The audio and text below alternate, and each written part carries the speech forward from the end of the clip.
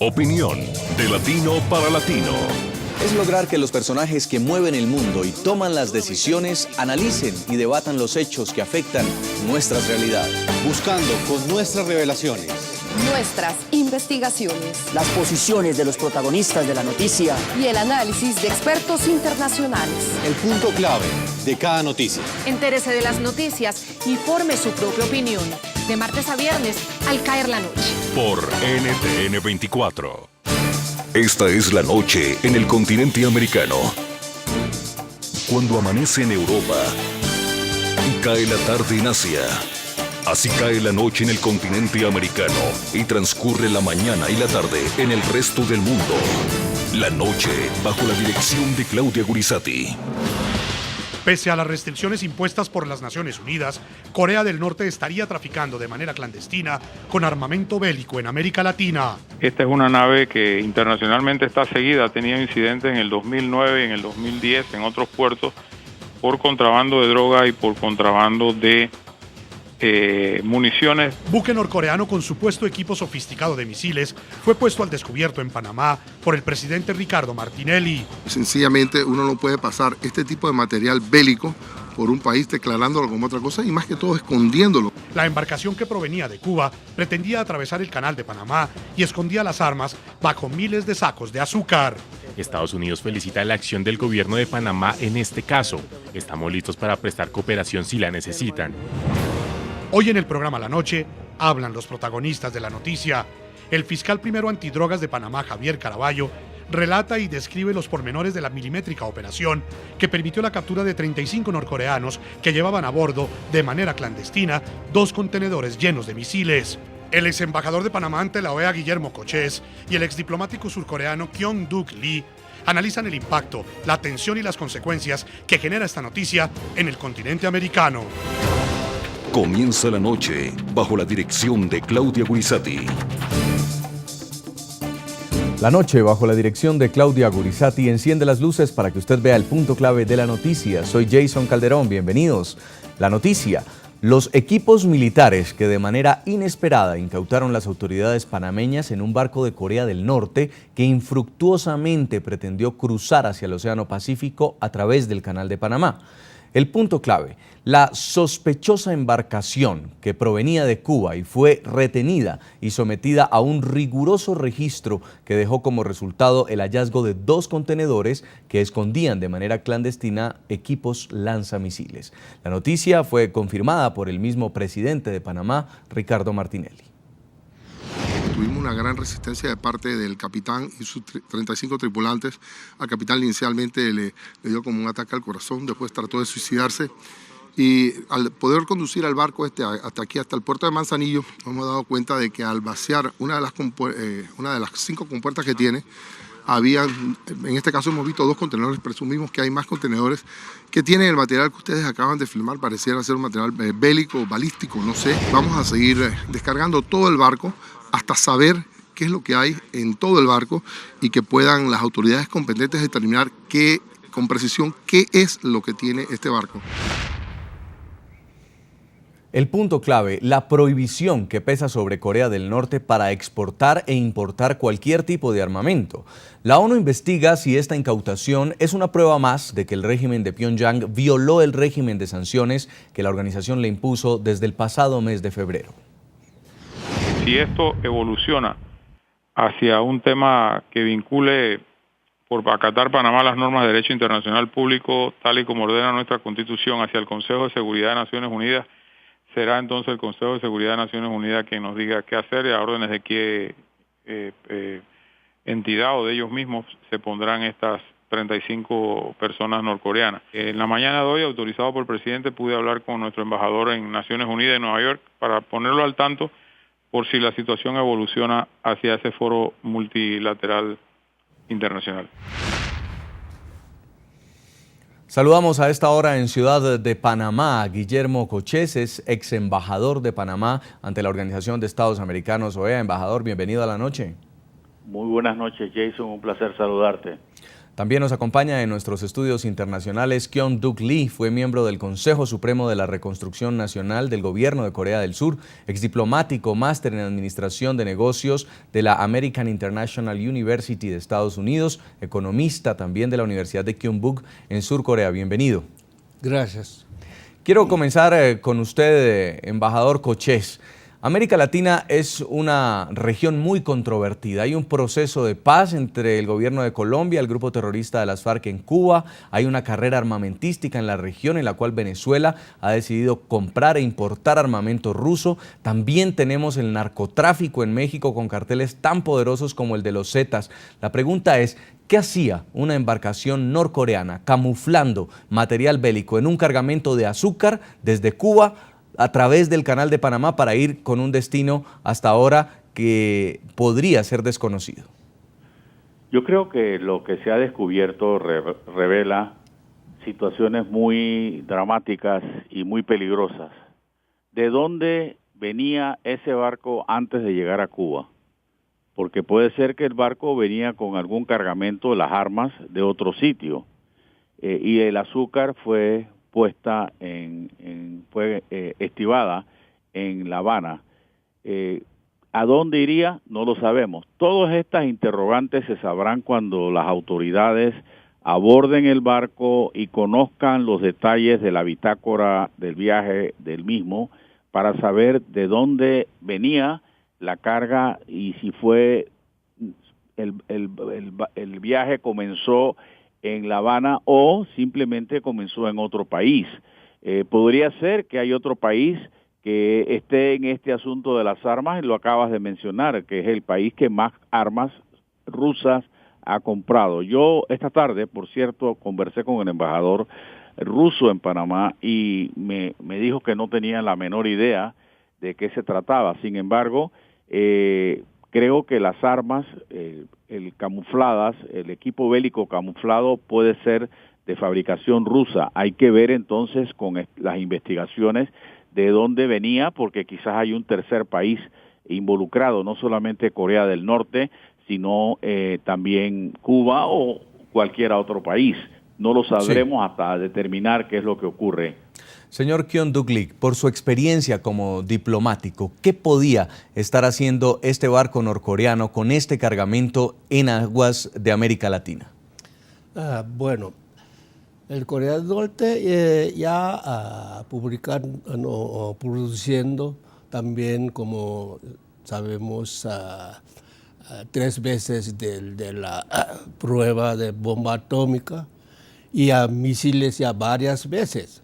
Porque el sistema de Corea del Norte actualmente está totalmente en ciertas posiciones muy difíciles por razón de que económico, de que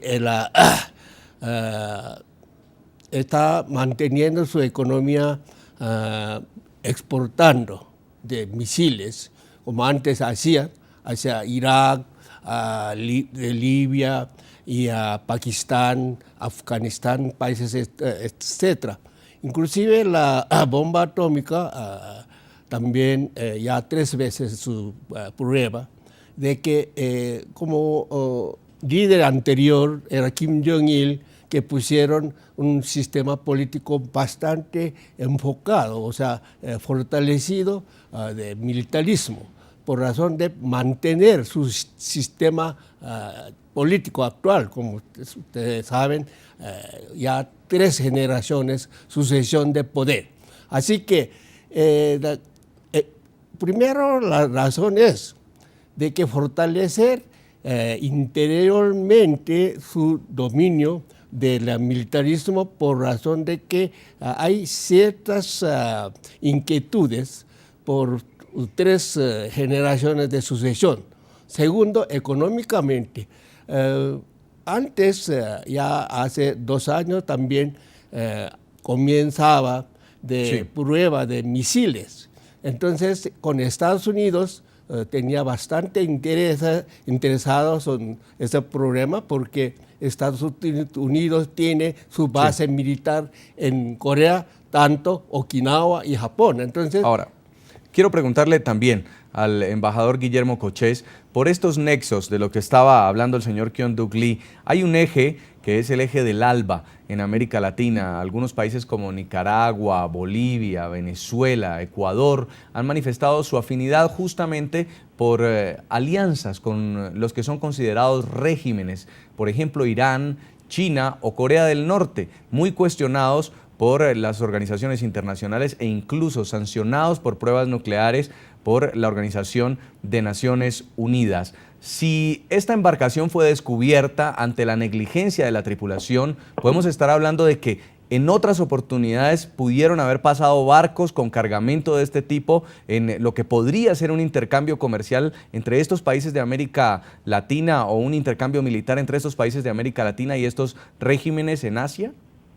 Eso es posible porque en este caso debe haber un soplo de alguna autoridad, sea norteamericana, sea inclusive cubana, que descubren lo que tenían entre manos. No creo que los cubanos a estas alturas van a querer crear problemas con los Estados Unidos en la época de distensión que hay entre los dos países y la época de cambios, pero uno nunca sabe. O de otro país que tratan de aprovecharse de ingenuos o de personas que con la corrupción existente en todas partes, inclusive del mismo Cuba, que lo ha dicho el presidente Raúl Castro, que es intolerable la corrupción que hay en Cuba.